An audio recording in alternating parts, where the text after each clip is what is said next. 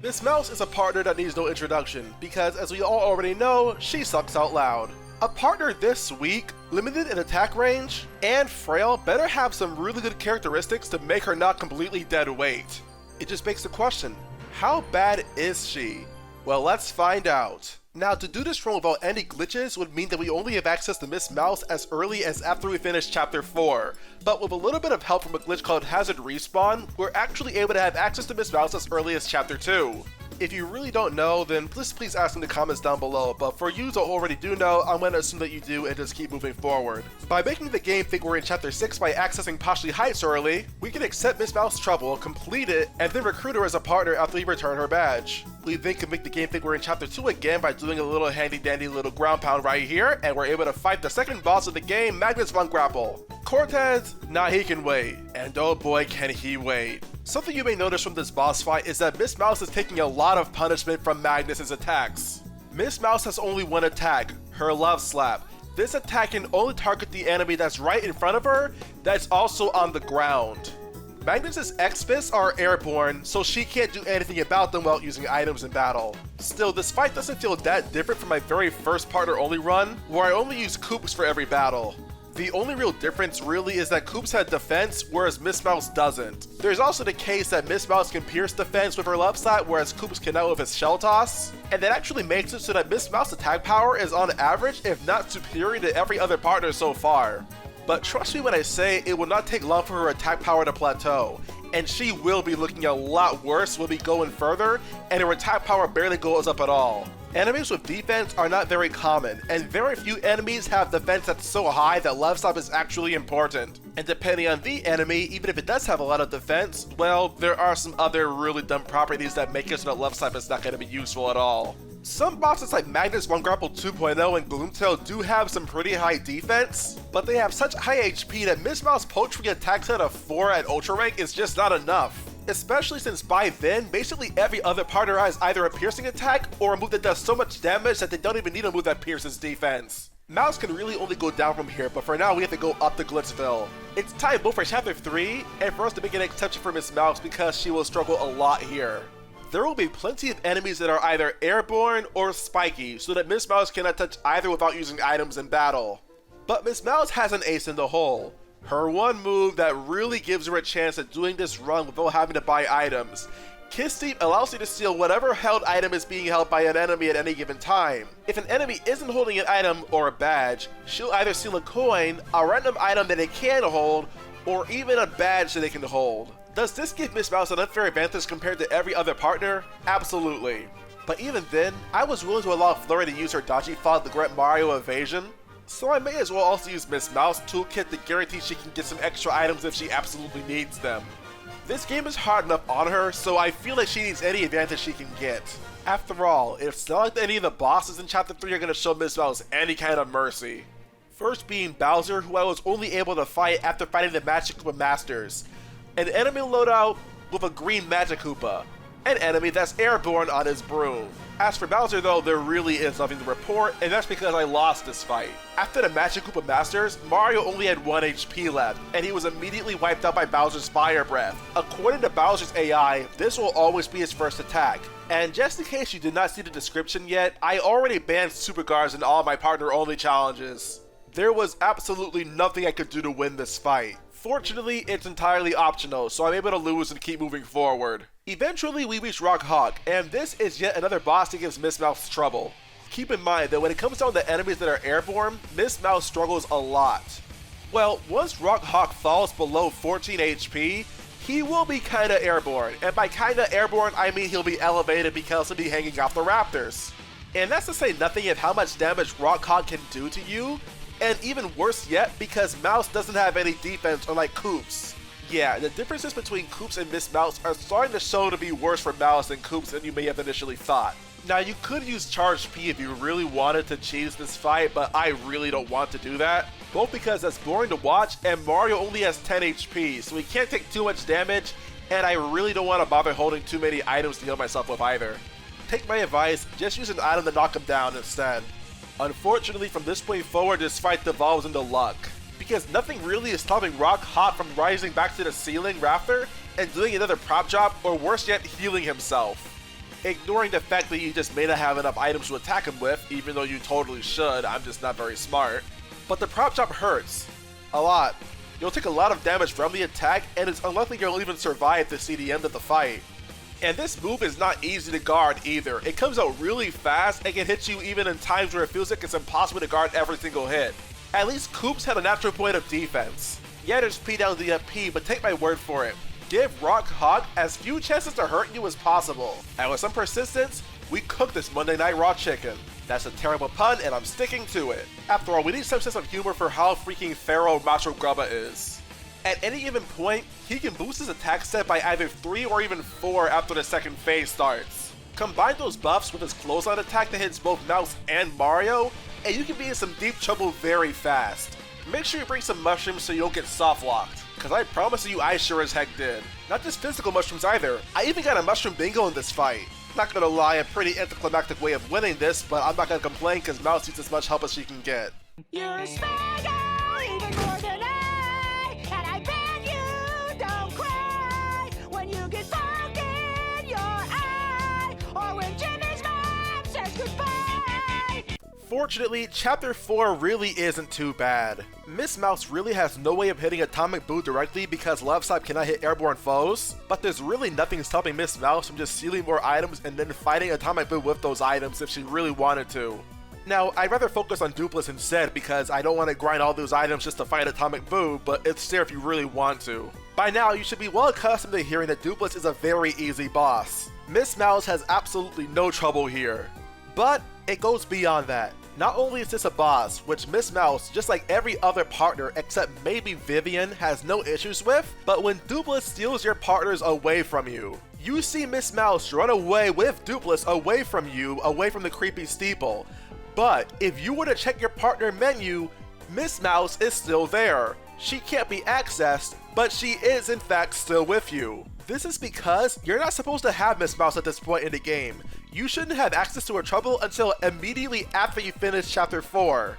So when this game was designed, she was not supposed to be in your party, and as a result, she should not be a partner you have access to right now either.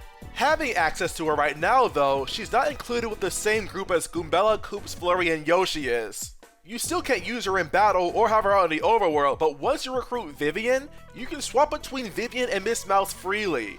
That, my dear viewers, is what I call loyalty. She is the only one that's right for Mario. Her or maybe Vivian, I don't really know. But Mowz is cuter. But more interesting than that is this. Remember when I was talking about in my Goombella and Koops only videos how if you had any other partner that's not Vivian out when encountering Dupliss for the second time, the game would crash? Well, here's an example of just that. Having Miss Mowz out as we're about to rematch Dupliss along with my partners, I choose a dialogue option and the game in fact does crash. The kind of crash where I have to turn on my game console, reboot it, and then reload the game entirely just to pick out where I left off. To proceed, we have to start the fight with Vivian out as our active partner, and then switch her out when the battle actually starts when she, rejoins us and actually helps us fight Dupliss and our partners. And only then can Miss Mowz do her fight proper. Good thing for me though, that my partners are this time all at base rank aside from Miss Mowz, so it's actually possible to negate all damage I take from Goombella just for doing a standard guard. There really aren't that many differences between how Miss Mowz and Vivian functions in this fight. Miss Mowz does do less damage though, because even though she and Vivian have the same amount of attack power, even when Miss Mowz is ranked up, Vivian can burn with her attack. Miss Mowz can't. It is possible for Miss Mowz to deal with all of Dupliss and his partners, but I would need a bunch of items plus a Thunderbolt for Yoshi because my partners altogether have 45 HP while Dupliss only has 40. And as soon as Dupliss falls, my partners also lose the fight too. Truth be told, it would probably be more impressive to just deal with Dupliss himself by using Love Slap and nothing else. The fight itself is pretty standard stuff. You just defend yourself from Goombella's attacks by guarding properly, you just keep your HP high because Dupliss actually can hurt you, and this goes on for a while, up until his HP gets really low. So here's another caveat, but you cannot finish this fight with Miss Mowz active in the party. If you do that, the game once again will crash because Miss Mowz is not supposed to be active when you actually finish the fight. Again, you need Vivian for that. The conundrum introduced here is that I'm not allowed to attack with either Mario or Vivian because this is Miss Mowz's challenge, neither of those two. There is only one way we can win this fight, and that's by using either a Volt Shroom or a Spy Pouch. We have to get Dupliss down to a very low HP, ideally 1, and then use that Volt Shroom or Spy Pouch on Mario, switch out for Vivian, and then we just have to hope and pray that Mario gets attacked by Dupliss's jump, and only then Dupliss will get KO'd due to recoil damage. That is the only way we can do this fight while still sticking to the rules we've established for this challenge. Everything went according to plan, and with that, Chapter 4 is finally complete. This was the calm before the storm. And folks, here's my recommendation: bring a hecking umbrella. Now, before we go to Chapter 5, we have a problem. Chapter 5 is home to 2 bosses, one of them being Cortez. Cortez has only one target that Mowz can reach, being his bone pile, and is considered spiky. In his 3rd phase, he only has a head and it's airborne. He also has a total of 60 HP, 20 HP across 3 phases. It would take you a minimum of 4 items per phase just to be able to deal enough damage to him. That's 12 items, and the max you can hold is only 10. But in all likelihood, Cortez will eat the audience's souls, and instead of taking 12 items, it would take a minimum of 14. With how things look right now, it is entirely impossible for Mowz to beat Cortez on Keel Hall Key and will be as good as trapped on that island because there's no way back to Rogueport. But wait, there's more. There are also several loadouts of required fights with embers, enemies that are composed entirely of fire, and that means he cannot be attacked directly with Love Slap. If you thought Mowz needed items for the Glitch Pit, you've seen nothing yet. From this point forward in the run, she absolutely requires items to make any extra progress in this challenge. And right now, a max of 10 just is not enough, so what are we gonna do? We have to go down the pit of 100 trials. We have to steal items along the way as we make our way down to level 50 because of all the enemies that are airborne, impervious to Love Slap because of elemental advantages, and trapping us in unwinnable scenarios, just to be able to double our item limit. But I did it. You may be wondering how I did it. Well, let's be honest, if you're still watching this video to this point, you're gonna find out just soon enough, so heck, just keep watching. Prior to entering the pit of 100 trials, I did some grinding on Petal Meadows. I found some Goombas, and I grinded a bunch of Close Call badges from them. Close Call is a badge that gives you a 33% chance of evading any enemy attack when your HP is down to 5 or less. Normally these badges will be really rare drops, but thanks to Kiss Thief, I can just run away, re-engage enemies, and when I see one of these badges being held, I'm able to just Kiss Thief the badge away from them, run away, and then reset the process, rinse and repeat. Normally, I wouldn't think twice about banning these badges, but because I really need these badges for Chapter 8, this time around, I am willing to put up with luck. Just you wait until we reach Chapter 8 if you want to know what I mean. Once I grinded a satisfactory number of Close Call badges for both Mario and Mowz, I went to also grind a single Power Rush P from the area nearby Shrunk Fortress. Yes, I could totally just buy more from the Pianta Parlor, but that's the thing. I am going to do that. I just want to show you all that this is entirely possible even if that was not an option. Now that I have the Strange Sack and plenty of offensive items to deal with all the bosses and fights in Chapter 5, we are finally ready to begin this chapter. And just like clockwork, the instant we set foot on this island after already being ambushed by a ton of these freaking things, we already hit to fight a pile of embers. I kinda wish I remembered that this actually was here and I instead got some ice storms to deal with these embers specifically because you can also buy ice storms from Keel Hall Key, but not before dealing with this load of embers first that tries to invade our campsite. Regardless, I was loaded, so I was not in any real danger here at all. The rest of Chapter 5 proceeds mainly as you'd expect. We rescue Bobbery, we get ourselves cursed with the boat ability, and then we fight Cortez, which, get this. So you know how Flavio asked you to get him a fruit that's native to this island for some Chocola Cola, right? I give him a Kill Mango, and he says it's not what he wants. Like, what are you thinking, man? Make up your mind! I give you a fruit from this island! Give me my freaking soda! Oh yeah, that has nothing to do with Cortez. Well then get this then. Love Slap actually does work on the bone pile. Yeah, before this, I assumed that the Love Slap wouldn't work on the bone pile. Well heck, I'm freaking wrong. But you can't really blame me. If freaking Spinies from Lakitu's count as spiky, despite the fact that there's literally no spikes on its head, just the shell, which Miss Mowz has no reason to bother touching, why is this any different? That makes no sense. But whatever, as you already know, Cortez's AI is pretty much set in stone. The first attack hits the target in the front for 4 damage, the second attack hits the target in the back for 4 damage, the third attack can hit either the character in front or in back 4 times for 2 damage apiece, meaning a total of 8 damage without any defense or guarding. And this persists for the entirety of the first phase. Phase 2 taught me something, however. If you expose the gem once by just using Love Type on the bone pile enough times, you can only expose it once. After that, it won't get exposed again. It doesn't matter for Miss Mowz because she can't target the gem anyway since it's so high up, but it's an interesting thing to learn. Good job, Mowz. You suck so bad you taught me something about this game. Can you be proud of that? Probably not, but here, take it or leave it.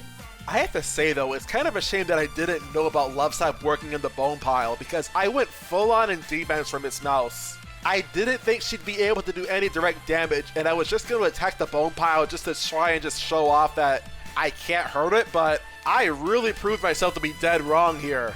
And I'm not going to reset because if I can still win this fight all the same, why bother? It's still going to help me a lot for the final phase. But these phases as a result take a lot longer than they have any real right to. The third phase of this fight though has absolutely no surprises.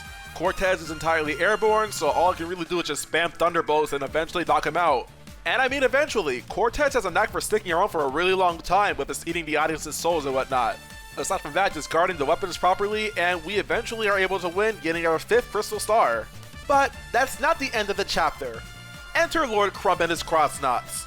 So similarly to Cortez, you can't target Lord Crump directly because of the Crossnots always in your way. But here, it's even worse.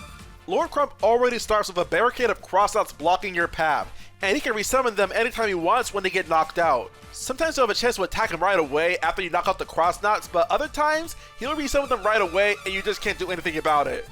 Once you get him down, however, to 15 HP left on his first phase, well, that won't be a problem anymore. Now all the Crossnots are on the ceiling and they're not in your way anymore, and the damage they can do is not nearly substantial enough to worry about. But then you get to phase 3, and when you get to this point, you better still have some items to use against Lord Crump or you're as good as dead. In phase 1, Lord Crump had to choose between either resummoning Crossnots or attacking directly with his ground pound. But the second go round, he has 30 HP again, but he also has a huge stampede of Crossnots defending him. If you knock out that stampede of Crossnots, he will attack and then immediately resummon them. You have absolutely no chance to attack him directly. Now with items, this is still doable, but consider this. When you need items to be able to even hit Lord Crump, let me repeat that, freaking Lord Crump, you know things are dire. But that wraps up Chapter 5. Chapter 6 though? Oh boy, Chapter 6. So first things first, let's rank up Miss Mowz to Ultra rank with Merlin. The new move she gets, Smooch, really doesn't do her any favors because it's extremely expensive and only heals about 10 HP at most for Mario. And a partner this weak in overall damage output does not need any help in doing less damage every turn. Also, only getting 1 extra attack power is not going to be very good for her either. But of course, she needs all the help she can get. Likewise, we also have to make sure we bring ample items to go in the fight with Chapter 6's boss Smorg. Now, I did have ample items, but it was only barely enough. Barely in the sense, whereas if I had Fog make me miss either once with either a Thunderbolt or an attack against Smorg, on the very few times I even have him exposed, I have to reset. When the claw comes out, however, I'm home free, because even though I'm taking a lot more damage, I'm no longer potentially soft locked because I won't be able to deal direct damage to Smorg directly. Smorg is invincible when he has his 3 tentacles out, but the claw doesn't make him invincible, he just has a defense point which Miss Mowz pierces anyway. It was no less tense getting Smorg down to 25 or less HP, but you can understand my relief when I managed to do it. I won't doubt that this is me being a female dog for no real reason, but I just do not want to rely on charge speed if I can help it, because let's be honest, after my Koops only run, I feel kind of ashamed. It just feels like taking the easy way out to me. That being said, despite not wanting to take the easy way out, I did end up using live streams in this fight. Smorg's claw hits like a freight train, and there was no way that I could use Smooch to keep Mario alive and not have Mowz get knocked out repeatedly by it at the same time. It was honestly more worthwhile to just have Mario and Mowz get knocked out at the same time so that they both use only one life shroom. I did win on my first attempt, but keep in mind that I'm really reliant on items in this fight, including life shrooms. Even Flurry was able to beat S'more without having to buy anything. Things don't get much better in Chapter 7 with Magnus from Grapple 2.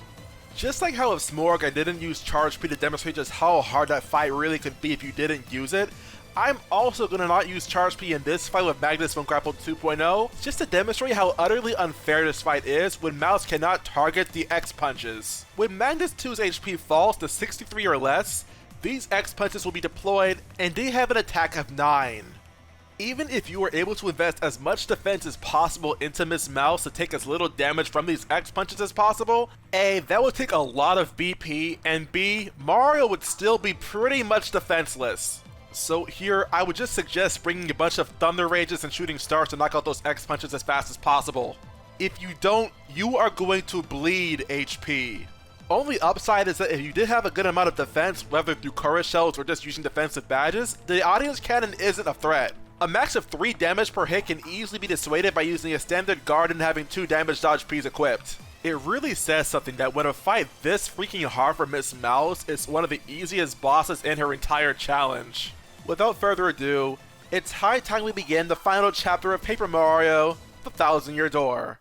Already, something you should know is that there's a surprising lack of enemies that Miss Mowz can even take on all by herself. Supulas are always airborne and out of your reach, Phantom members are fiery and hurt the touch, and Dry Bones don't disappear when their health hits 0, so if there are any enemies behind them, you are never going to be able to reach them.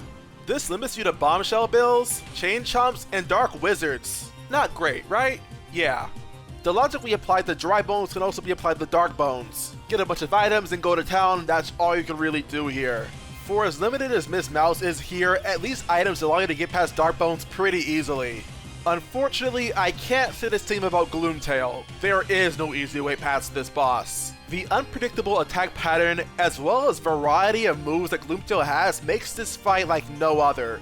One of the absolute hardest in the game for a run involving only a single partner. So you can only imagine just how bad I feel having to try using Miss Mowz for this fight. It doesn't help that Mowz has the least amount of HP in the game for any partner, and I have P on P equipped trying to squeeze as much damage out of her as possible. Mowz being low on HP throughout this entire battle is nothing short of an inevitability. And thanks to her lackluster attack power, she can't blitz through the HP triggers that Gloomtail has like every other partner can. If Gloomtail's Earthquake knocks her out, there is nothing stopping him from doing it again and dealing exactly 10 damage because A, Earthquake pierces defense, so damage dodge and defense plus won't help, and B, after P on P, the Earthquake would do 11 damage. Our guard only reduces it to 10, which coincidentally is also just how much HP you get back from being revived by a life shroom. Power boosting badges, while they do help a lot, aren't nearly as effective on Mowz than they are on every other partner in the game.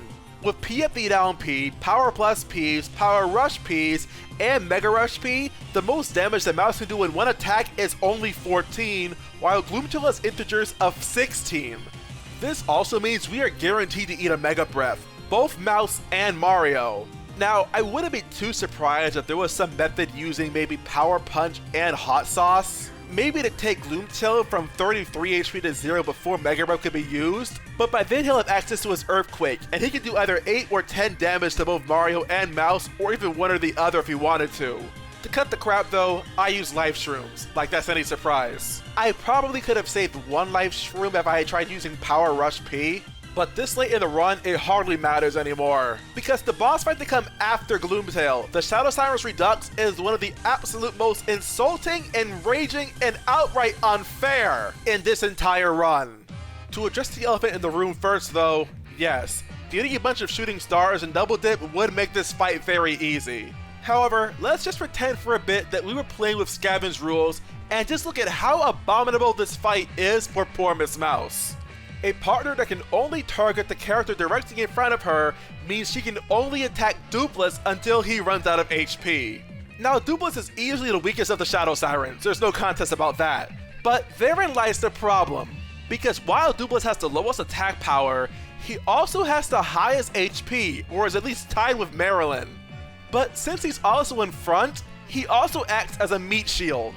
And you have to knock him out first before you can get to the real threats in this fight.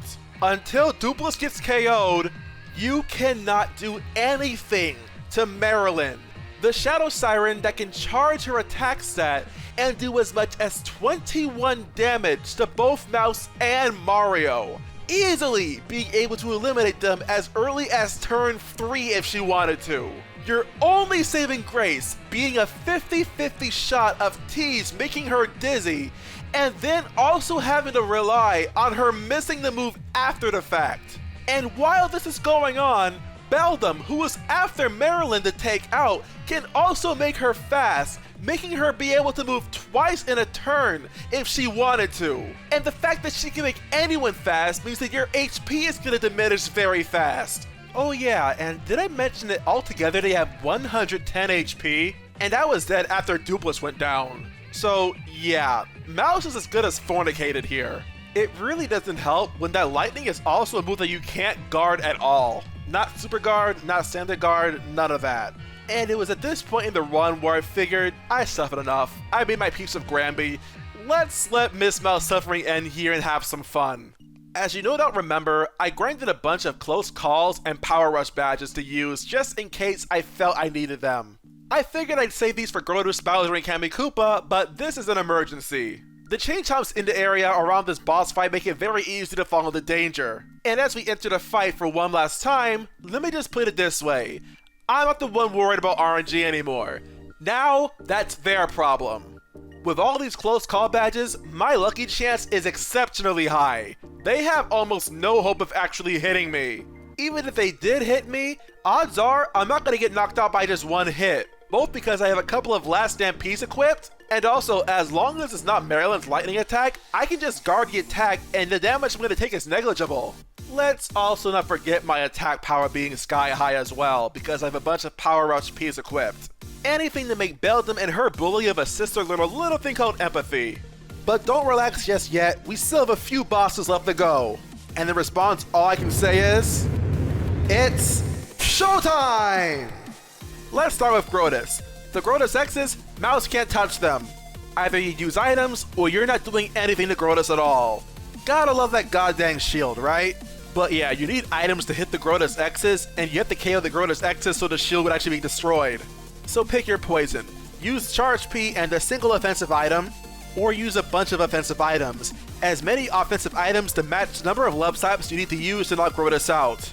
Now there's a fun option. Yeah, there's also the stopwatch, but I really could have remembered to use the item after Yoshi only, and odds are, I don't really think I want to rely on a 20% chance anyway. You know, I guess I'm just not the brightest light bulb in the candelabra, am I? But you can definitely see Mowz's weaknesses here. But that fight alone isn't really the biggest problem in the world for Miss Mowz, because with enough items you can muscle past it. Unfortunately, I think it's absolutely impossible to get enough items to outlast Bowser and Kamikoopa at the same time. This just might be the only fight that gets a worse than critical ranking, because I feel like this fight is genuinely impossible. Once again, a boss is airborne, and that's Kamikoopa. It's also here that Mowz's attack stat of literally only 4 at Ultra Rank is not enough. Even with Power plus P's and P at the down P, she can only do 7 damage per hit without danger badges, and Kamikoopa can heal 8 HP per turn. So you really may as well not even bother, because having P at the down P also makes it harder to survive against Grotus. And of course, even if Cammy is healing either herself or Bowser, you're taking even more damage from Bowser while trying to do damage to him while he's being healed, and it's another mess. I'm sorry if I sound the teeniest bit TO'd, but I really have to express it to you all just exactly how horrible this fight is for Miss Mowz. Considering that even Madame Flurry can go up to 9 damage without even being in danger? That's sad. Mowz at best can only match that healing when she's only at 5 HP left, and we don't really have a lot of life streams to go around either. Long story short is that not only do you absolutely need items to have a standing chance, but just look at what happens when you don't have the items you need. You're completely stuck. Let's also remember that there are times where Grotus can make himself dodgy, or Kamikoopa can make herself or Bowser invisible. This was one hell of a fight. But that much being aside, I know my proverbs. At least I heard this one from Super Smash Bros. Brawl. The cornered rat will bite the cat. Grotus, Bowser, and Kamikoopa may not be cats, but we definitely have a rat in the house. And her lovely name is Miss Mowz. So we super up silly and then go willy-nilly with our love slap. The game tried to shut Miss Mowz down, but she refused. You know, danger badges, they may not be fun for you to watch, but heck, it's really fun for me. This is so liberating and I really love this exploit. But give me some credit. At least I'm willing to show you how this fight would operate if I didn't use my Kiss Thief badges. And I'm sorry, but I just do not want to put up with that much RNG, because that's not fun for me, even if you'd probably be laughing your butts off. And now for the main event, the Shadow Queen. For possibly the last time in this series. Now, as per tradition, I like to use Sonic boss music to show off the final boss with the Shadow Queen. Take a wild guess what I'm about to share for this fight. Oh yeah, we're doing it. So what can I say about the Shadow Queen that I haven't already said about Flurry's run with this fight? Truth be told, not a lot. Mowz has less HP, worse longevity, and even weaker attack power. So if the Shadow Queen really wanted to, there is zero chance that Miss Mowz can knock the Shadow Queen out because of just how much damage Mowz is going to have stolen from her. Even with how close I was winning on my first attempt, I A, was able to fall into peril and do a lot more damage more quickly, and B, the Shadow Queen was actually really cooperative with her AI. She healed very few times, if at all, and I generally had good timing to use my Thunder Rages and Shooting Stars to wipe out her left and right hands. I got her all the way down to 35 HP before getting eliminated, but let's not kid ourselves. For Mowz to realistically win this fight, she has to fight dirty. All game long, she has been downplayed, downtrodden, and outright dominated. And this fight is really no exception. This fight just really sucks my resources away. Life Shrooms, Boost Sheets, Ultra Shrooms, you name it, even my FP, because I at one point tried to use Smooch to heal Mario. That's how desperate I was to try and keep myself alive. I used freaking Smooch. I'll give Mowz this, she had a respectable effort, but nah, she stood zero chance, and with her performance this entire run, I would say that Earth is not quite a place where she belongs. I'll see you in the over there. That being said, it's a good thing that she's already all white, because we're going to turn Miss Mowz into an angel of death. Load all those close calls, all those power rush Ps, and just see the damage skyrocket. By the way, did you know that Kiss Thief actually advances the invincible phase whether or not you land the action command? I never knew that. But hey, that is a dark type move for you, and the Shadow Queen is absolutely a ghost, so I dare say that's super effective. But yeah, I'm not going to delay this any further. You can see the numbers, you see the damage, you see the Shadow Queen completely unable to hit me. This is checkmate. Shadow Queen, consider yourself usurped.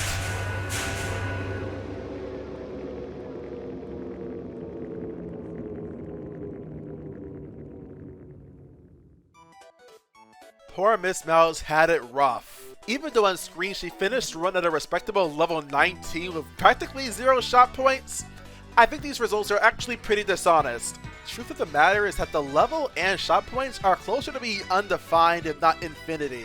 Miss Mowz wanted a lot of badges, but she really could not get the badges that she needed to be able to win the game, at least under the same conditions as every other partner. The reliance in the mid to late game on the close call badges as well as power rush Ps, I really don't think that she can be graded the same way. And it only really makes sense. Outside of badge hunting, Miss Mowz is a criminally underpowered partner in this game, and the nature of some bosses severely hindered her performance, especially Bowser and Kammy Koopa. There's no ifs, ands, or buts, she is absolutely gonna be at the bottom of this list. But look at on the bright side, Mowz can only go up from here. And I mean up. Have fun in the over there, Miss Mowz. Maybe I'll see you there on my no damage run. I don't know exactly when that will actually go live, but I do know it'll go live soon. But if you want to be among the first viewers to see that video when it comes out, please watch more of my videos, as I've done partner only challenges with every other partner in Paper Mario The Thousand Year Door. That is the only way to guarantee that you will be notified of my videos when they go live. Until then, this is Phantom A, and thank you for watching. I'll see you next time.